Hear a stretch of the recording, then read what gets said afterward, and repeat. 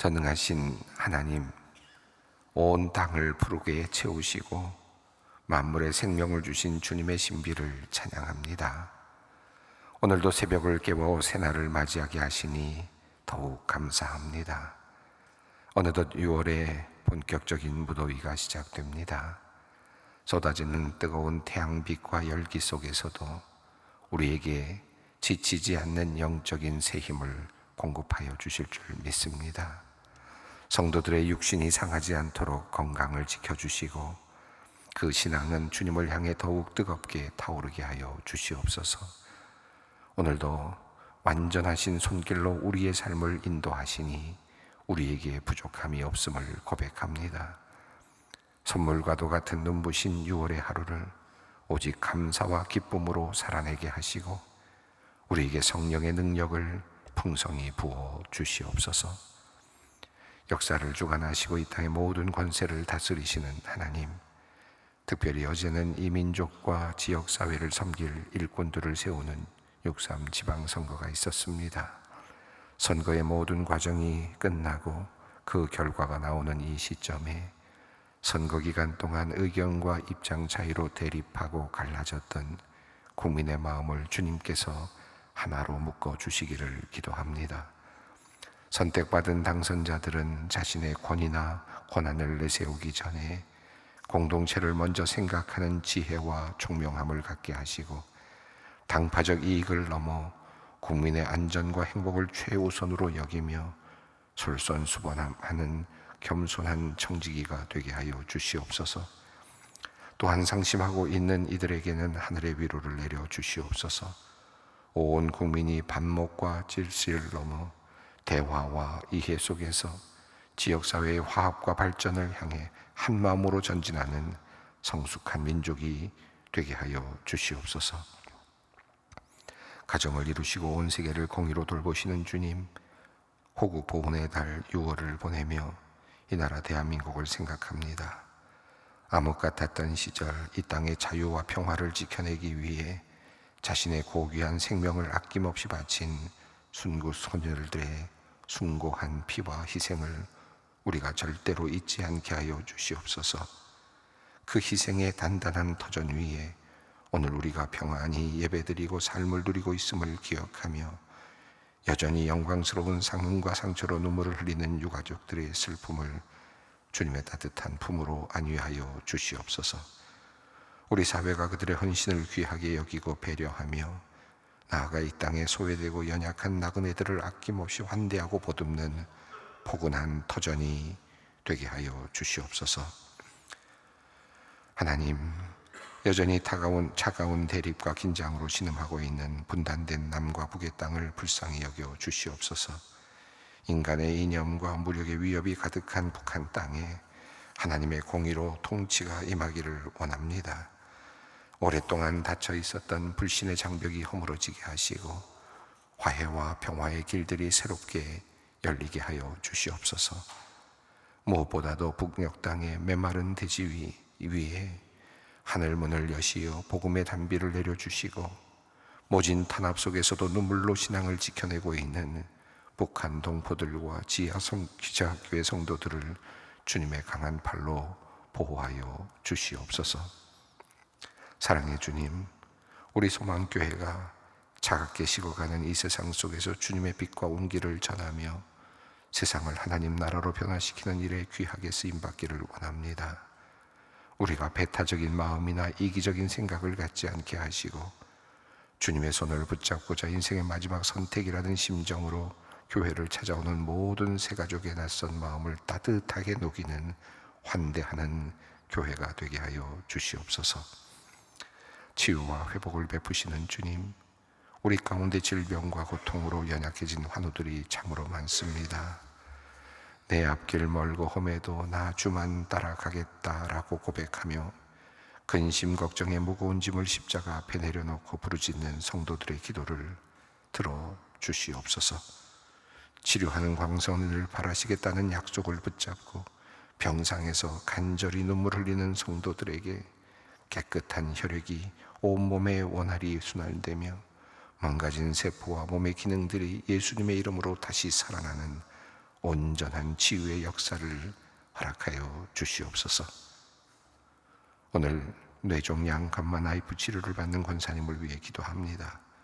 작년 뇌종양 수술 후 남은 종양을 제거하는 치료를 오늘과 내일 받습니다.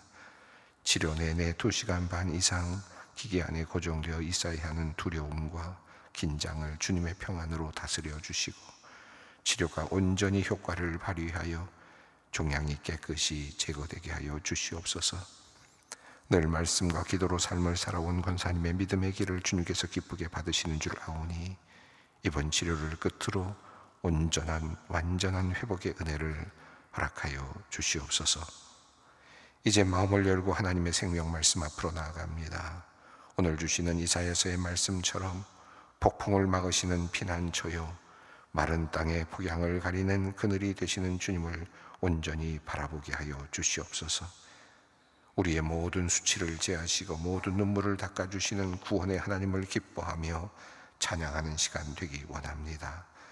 내 삶의 거친 역풍 속에서도 주 안에 있는 나에게 딴 근심이 있으랴 담대히 선포하게 하시고, 말씀의 등불 삼아 세상 속에서 날마다 승리하며 복되고 아름답게 살아내도록 우리를 이끌어 주시옵소서. 우리 주 예수 그리스도의 이름으로 기도드리옵나이다. 아멘. 오늘의 말씀입니다. 이사야서 25장 1절로 12절 말씀입니다. 이사야서 25장 1절로 12절 말씀 함께 읽습니다. 여호와여, 주는 나의 하나님이시라. 내가 주를 높이고 주의 이름을 찬송하오리니, 주는 기사를 옛적에 정하신 뜻대로 성실함과 진실함으로 행하셨음이라. 주께서 성읍을 돌무더기로 만드시며 견고한 성읍을 황폐하게 하시고 외인의 공성을 성읍이 되지 못하게 하사 영원히 건설되지 못하게 하셨으므로, 강한 민족이 주를 영화롭게 하며 포악한 나라들의 성읍이 주를 경외하리이다. 주는 포악자의 기세가 성벽을 치는 폭풍과 같을 때에 빈궁한 자의 요새이시며 환난당한 가난한 자의 요새이시며 폭풍 중에 피난처이시며 폭양을 피하는 그늘이 되셨사오니, 마른 땅에 폭양을 제함같이 주께서 이방인의 소란을 그치게 하시며 폭양을 구름으로 가림같이 포악한 자의 노래를 낮추시리이다. 만군의 여호와께서 이 산에서 만민을 위하여 기름진 것과 오래 저장하였던 포도주로 연회를 베푸시리니, 곧 골수가 가득한 기름진 것과 오래 저장하였던 맑은 포도주로 하실 것이며, 또 이 산에서 가린 가리개와 열방 위에 덮인 덮개를 제하시며 사망을 영원히 멸하실 것이라. 주 여호와께서 모든 얼굴에서 눈물을 씻기시며 자기 백성의 수치를 온 천하에서 제하시리라. 여호와께서 이같이 말씀하셨느니라. 그날에 말하기를, 이는 우리 하나님이시라. 우리가 그를 기다렸으니 그가 우리를 구원하시리로다. 이는 여호와시라. 우리가 그를 기다렸으니 우리는 그의 구원을 기뻐하며 즐거워하리라 할 것이며, 여호와의 손이 이 산에서 나타나시리니 모압이 거름물 속에서 조개가 밟힘같이 자기 처소에서 밟힐 것인즉, 그가 헤엄치는 자가 헤엄치려고 손을 펴같이 그 속에서 그의 손을 펼 것이나, 여호와께서 그의 교만으로 인하여 그의 손이 능숙함에도 불구하고 그를 두르실 것이라. 이내 생벽의 높은 요새를 헐어 땅에 내리시되 진토에 미치게 하시리라.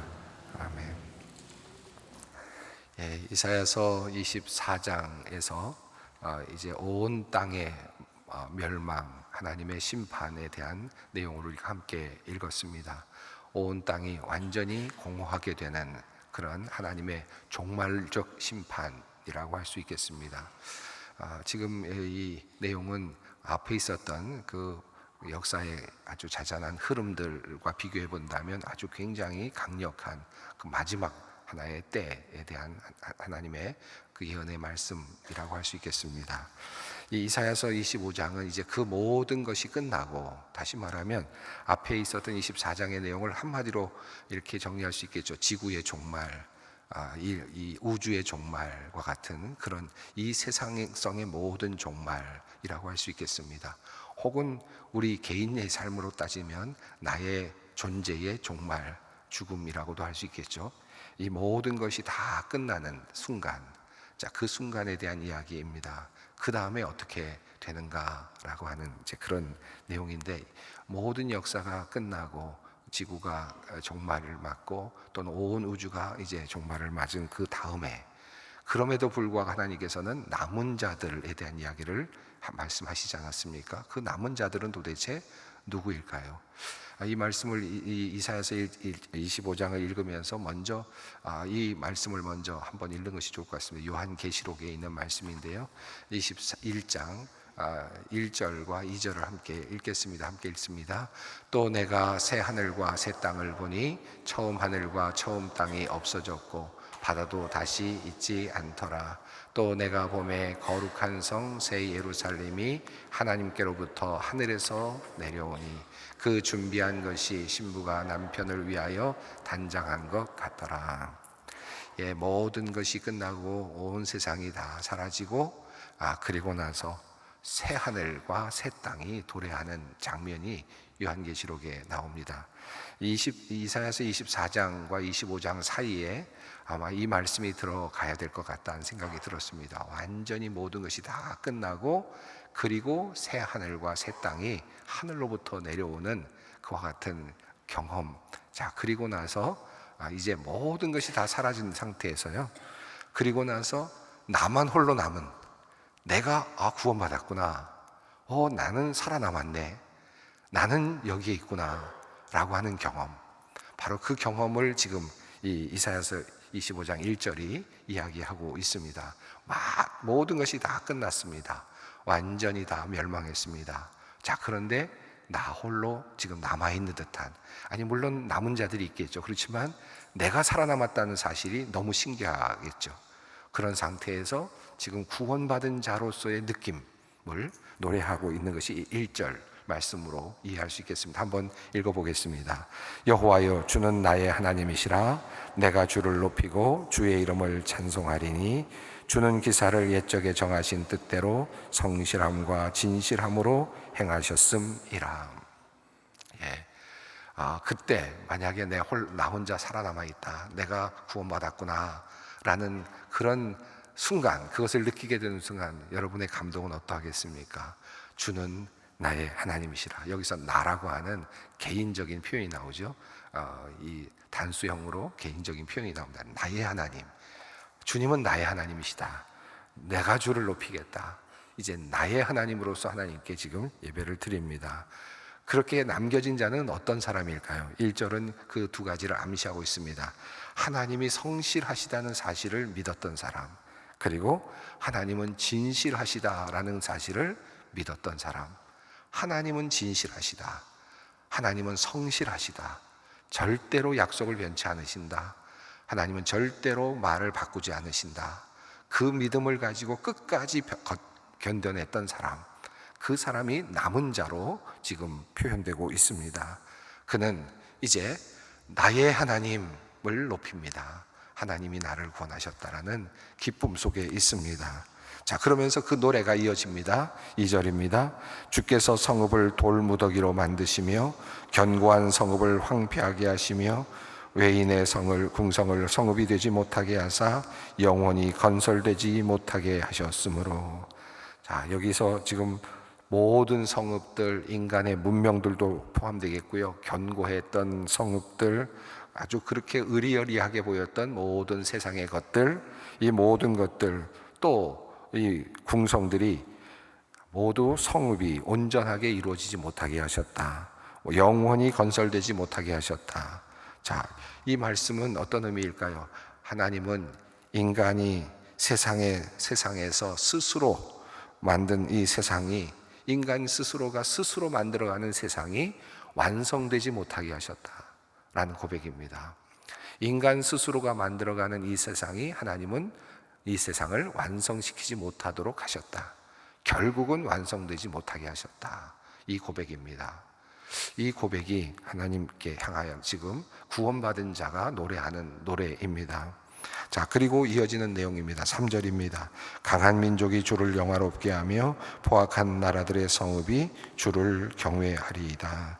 결국은 강했던 민족조차도 하나님 앞에서는 무릎을 꿇을 수밖에 없고, 포악했던 그런 나라의 성읍에 살고 있던 주민들도 무릎을 꿇을 수밖에 없고, 이 세상에 어떤 힘과 어떤 권력을 가진 사람들도 역사 속에서, 그리고 종말적으로 결국 누구도 하나님 앞에서 바르게 설 수는 없다.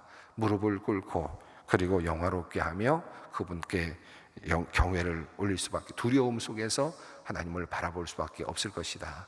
역사의 종말에 결국은 내가 살아남았구나 라고 하는 그런 환희, 그리고 그 환희와 더불어서 우리가 고백할 수 있는 것은, 결국은 하나님은 인간이 그렇게도 하려고 했던 그 모든 것들, 특별히 교만하게 하려고 했던 그 모든 것들을 결국은 완성시키지 못하게 하셨구나, 결국은 무력화시키셨구나 라고 하는 사실을 알게 됩니다. 그리고 이제 결국은 우리는 하나님 앞에서 하나님을 경외할 수밖에 없는 상황이구나 라는 것도 알게 됩니다.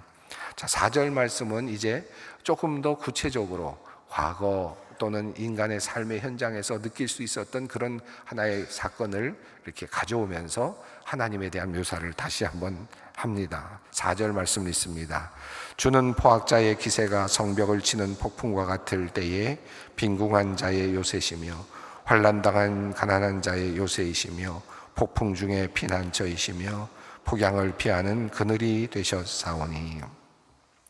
자, 이 말씀은 지금 3절부터 이어지는 4절 말씀은 앞서 나오는 그 온 땅의 종말, 온 땅의 종말, 그리고 온 세상의 종말, 지구의 종말이라고 할 수 있는 그 거대한 종말 사건에 대한 이야기를 하는 중에, 지금 3절부터 4절은 지금 또는 그들이 과거에 경험했던 그 어떤 침략에 대한 어떤 그런 문제들, 이런 것들을 이야기하고 있습니다. 그러니까 자신의 삶 속에서 경험할 수밖에 없었던 강한 민족이 쳐들어와서 이렇게 어려움을 당하고, 그리고 또 죽임을 당하고 했던 이런 모든 상황들, 이런 것들을 지금 다시 한번 기억하고 있습니다.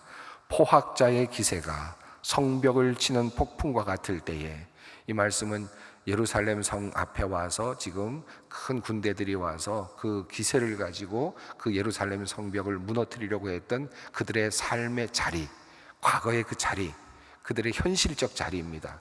종말과 지금 현실이 왔다 갔다 하면서 지금 그것을 다시 바라보고 있는데, 이것은 물론 종말에서 구원받은 자로서 과거를 돌아보는 그런 개념이겠죠.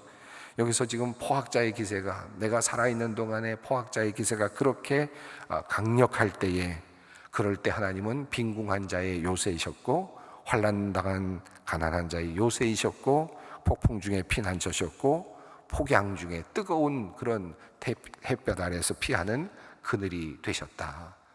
이 이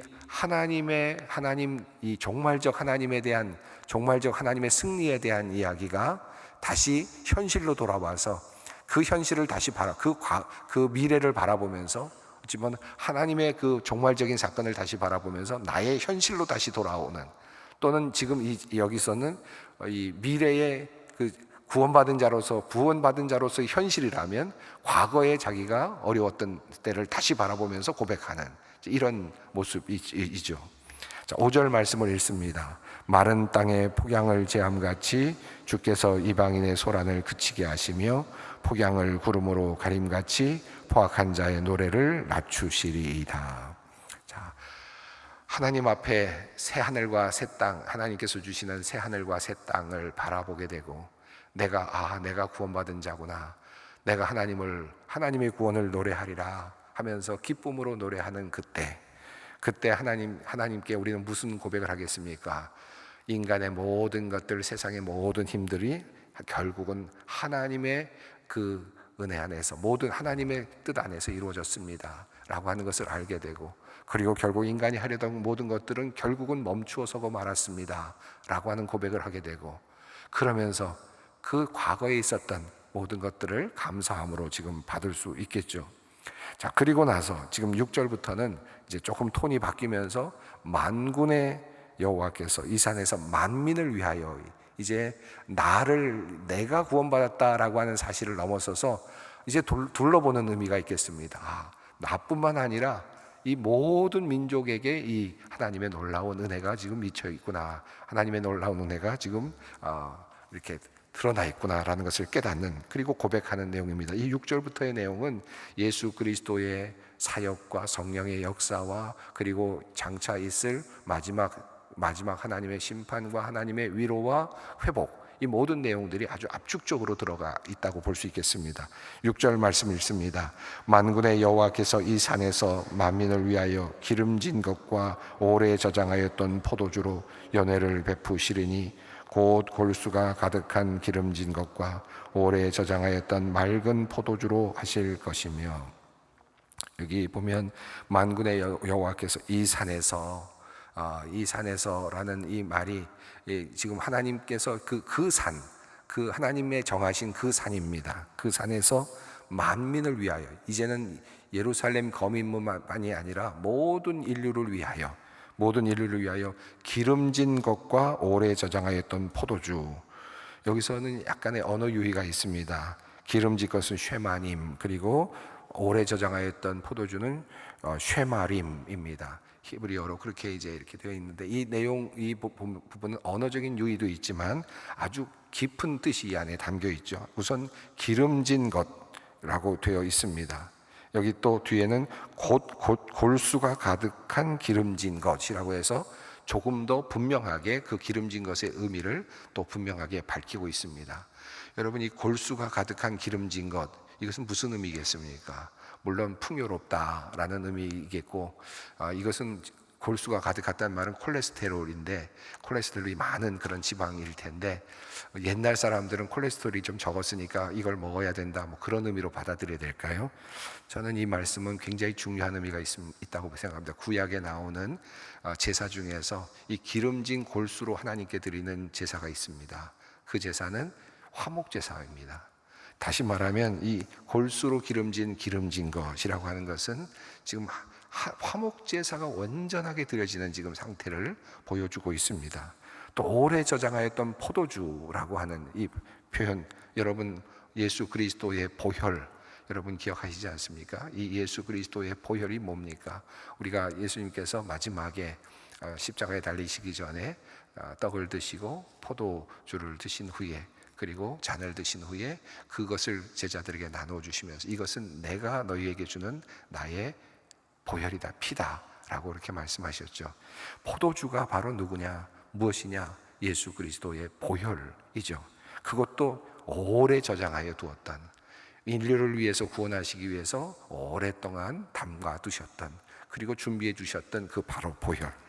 그래서 여기서는 지금 예수 그리스도의 그 오심에 대한 내용이 이 안에 들어 있습니다. 이제는 예수 그리스도를 통하여 만민을 위한 지금 잔치가 열리는데, 그것은 바로 화목제사를 통하여서 하나님과 우리 사이에 온전한 화목을 이루게 하시게 될 것이고, 그것은 바로 오래 저장하였던 포도주를 통하여서, 기름진 골수를 통하여서 이루어질 것입니다. 자, 그래서 그 놀라운 역사가 일어날 것을 보여주고 있습니다. 자, 7절 말씀을 읽습니다. 또 이 산에서 모든 민족의 얼굴을 가린 가리개와 열방 위에 덮긴 덮개를 제하시며, 하나님께서 이제 그때에는 이제 만민을 구원하실 것이며, 그때에는 모든 얼굴의 덮개를 가리신다. 글쎄요, 이것도 영적 무지를 깨우치신다라는 의미, 일반적인 의미겠지만, 우리가 신약 시대를 다시 돌아보면서 이 말씀의 의미를 다시 깨닫는다면, 이 말씀은 당시로서는 이 말씀이 무슨 말씀인지 몰랐겠지만, 우리가 신약 시대, 교회 시대를 살아가는 우리들에게는 이 말씀이 분명히 보이죠. 이 말씀은 성령의 역사를 의미하지 않습니까?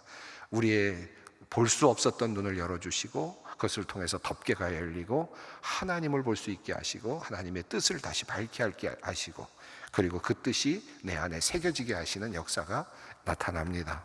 자, 예수 그리스도의 죽으심, 그리고 죽으심과 부활을 통해서 어떤 일이 일어났습니까? 자, 8절 말씀을 읽습니다. 사망을 영원히 멸하실 것이라 주 여호와께서 모든 얼굴에서 눈물을 씻기시며 자기 백성의 수치를 온 천하에서 제하시리라. 여호와께서 이같이 말씀하셨느니라. 자, 결국 예수 그리스도의 십자가, 바로 이 화목 제물을 통해서 그리고 십자가와 부활을 통해서 예수님께서는 사망, 우리에게 주어진 사망을 멸하시죠. 그리고 우리의 모든 눈물을 씻기십니다. 그래서 이 말씀은, 지금 8절의 말씀은 예수 그리스도의 십자가 사건과 부활 사건을 이미 말씀하고 있고, 그리고 종말적으로 마지막 날에 이 모든 것들을 다시 눈물을 씻겨주실 마지막 날을 다시 비춰 보여주고 있습니다. 백성의 모든 수치를 제하여 주실 것이다. 여호와께서 그렇게 말씀하셨다라고 말씀합니다. 다시 요한계시록 21장을 한번 보겠습니다. 요한계시록 21장 1절부터 4절까지를 한번 쭉 함께 읽어보겠습니다.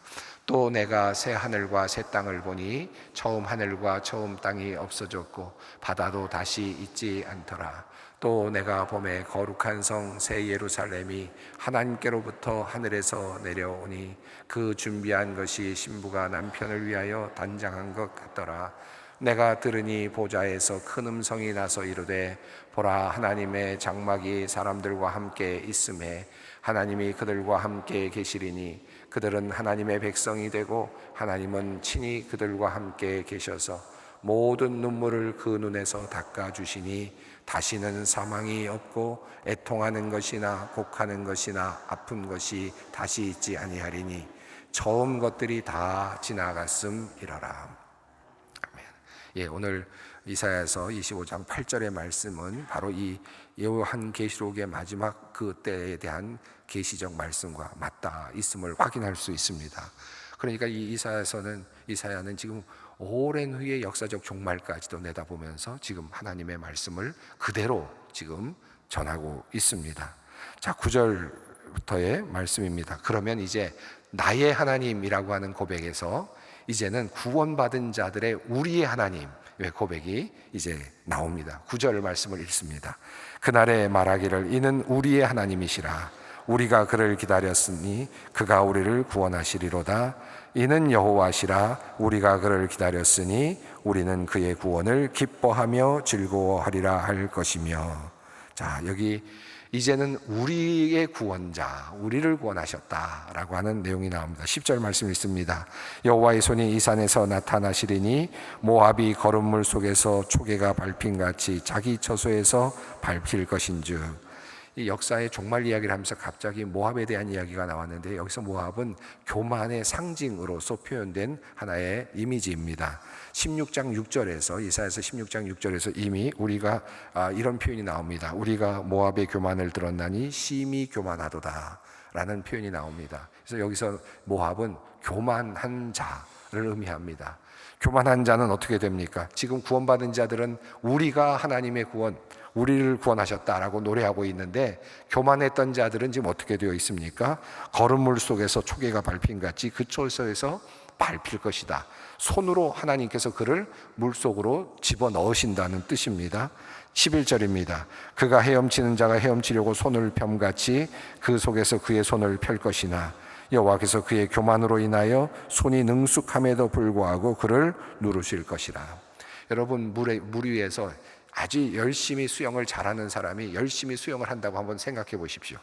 그런데 그 위에서 누군가가 큰 힘으로 그를 찍어 누른다고 한번 생각해 보십시오. 그러면 그가 아무리 수영을 잘한다고 해도 살아남겠습니까? 이 장면을 지금 11절이 말하고 있습니다. 그가 아무리 능숙한 손으로 손을 움직이고 있다고 할지라도 위에서 하나님이 찍어 누르시는데, 하나님의 손이 그를 찍어 누르시는데 그가 살아날 수가 없습니다. 여기는 손이 두 가지가 비교가 되죠. 하나님의 손이 그를 누르시고 자기는 자기의 능숙한 손으로 살아나려고 버둥거리고, 그런데 하나님의 손이 누르시면 결국은 희망이 없습니다. 이것이 우리의 삶입니다. 오늘 우리가 버둥거리는 삶이 아니라 하나님의 손에 붙들려서 하나님의 잔치에 참여할 수 있는, 하나님의 구원을 노래할 수 있는 우리가 되었으면 좋겠습니다. 함께 기도의 자리로 나아갑니다. 하늘에 계신 우리 아버지, 아버지의 이름을 거룩하게 하시며 아버지의 나라가 오게 하시며 아버지의 뜻이 하늘에서와 같이 땅에서도 이루어지게 하소서. 오늘 우리에게 일용할 양식을 주시고 우리가 우리에게 잘못한 사람을 용서하여 준 것 같이 우리 죄를 용서하여 주시고 우리를 시험에 빠지지 않게 하시고 악에서 구하소서. 나라와 권능과 영광이 영원히 아버지의 것입니다. 아멘.